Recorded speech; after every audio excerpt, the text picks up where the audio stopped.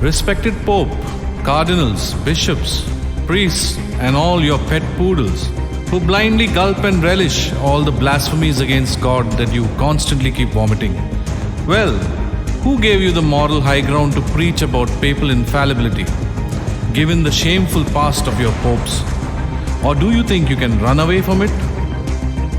Papal infallibility, huh? Another one of your many glorified jargons that you flaunt around to the innocent flock, sitting on your high thrones with your hats, frocks, and rings, reasserting your superiority to the sheep time and again. Do you think your filthy and evil deeds will all be hidden behind all this golden and shining facade? Scoundrels, for every one of your deceptive acts, your Lord is coming for you. Do you preach that your Pope cannot err, or teach error when he speaks on matters of faith as the supreme teacher of the Church? In simple words, what do you want the flock to believe? That your Pope is equal to God himself? How much longer do you think you can keep fooling the innocent flock by these decorated lies? Do you think you can keep abusing their trust, hiding behind the false claim of divine authority? For the word of God says, "Woe to you, teachers of the law and Pharisees, you hypocrites! You are like whitewashed tombs which look beautiful on the outside, but on the inside are full of dead men's bones and everything unclean. You are indeed whitewashed tombs behind your white robes." Well, let's take a walk down the glorious history of the Church to understand the morality of the very person who cannot err.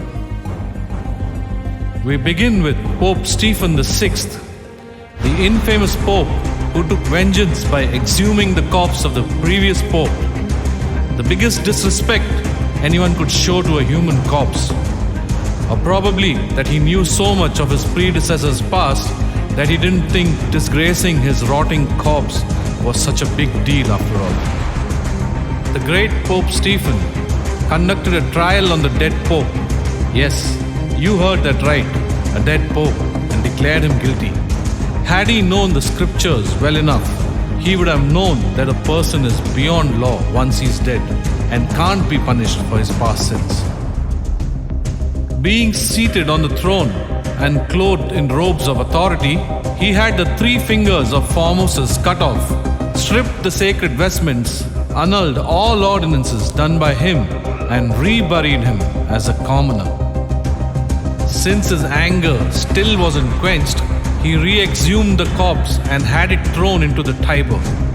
For if you forgive others their trespasses, your heavenly Father will also forgive you. But if you do not forgive others, neither will your Father forgive your trespasses. We'll save you some time. All you popes need to read in that word of God is, "Never will your Father forgive you." Pope John the 12th. History has it that this Pope was murdered by a man who caught him sleeping with his wife. During his time, the Lateran Palace was spoken of as a brothel, and the moral corruption in Rome became the subject of general disgrace. Still okay when compared to what we hear about the present Vatican's state of affairs. You adulterers, who gave you the commandment to not marry and commit adultery instead? Surely not Jesus Christ. You make your own human laws and trample upon God's divine laws, while still satisfying your never-quenching, lustful desires burning within you. Pope Alexander VI is considered one of the most controversial of the Renaissance popes, known to father several children by his mistresses. He had sexual relations with his own daughter Lucrezia and burned to death a man named Savonarola who opposed the abortion Alexander had permitted. He was also known for holding the most lavish orgies that the Vatican has ever known.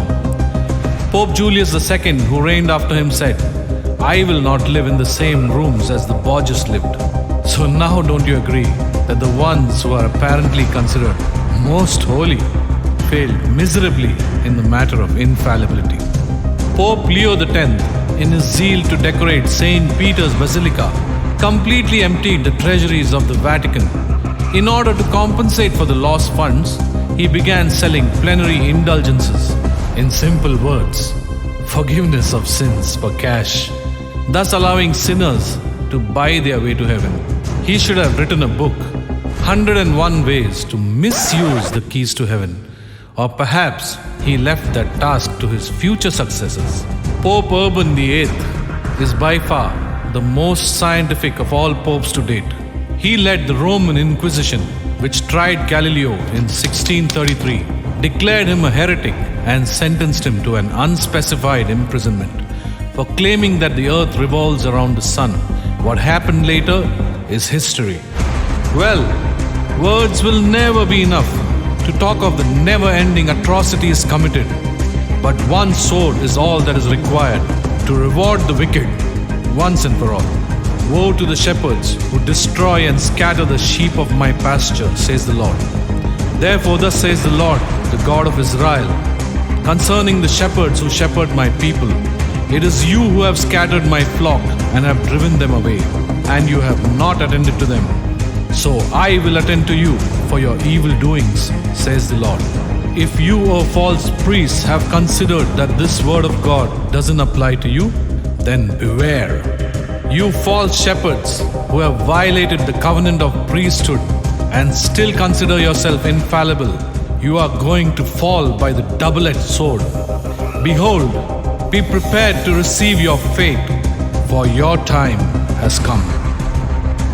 For every drop of innocent blood that you have shed, for every penny that you have spent to satisfy and later cover up your lustful desires, for every sheep that you have led to the slaughter, for every time that you have blasphemed God, God Himself will take revenge.